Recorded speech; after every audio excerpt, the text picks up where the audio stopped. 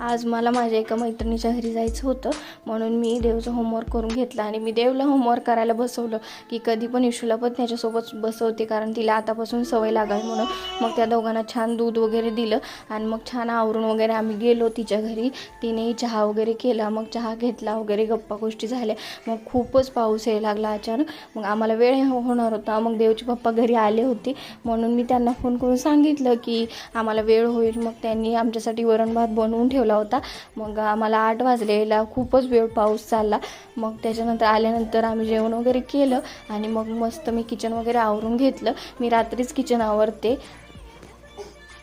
मी नेहमीच कधी पण रात्रीच किचन आवरून ठेवते, कारण सकाळी आपलं क्लीन किचन बघणं ही कोणत्याही स्त्रीसाठी छान गोष्ट आहे.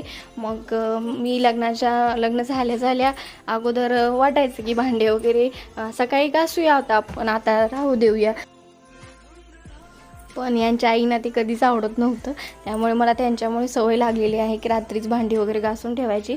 ही माझी सवय खूप छान आहे, मी ती माझ्या सासूबाईंकडूनच घेतली.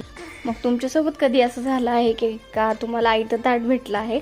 तर झालं असेल तर मला कमेंटमध्ये नक्की सांगा.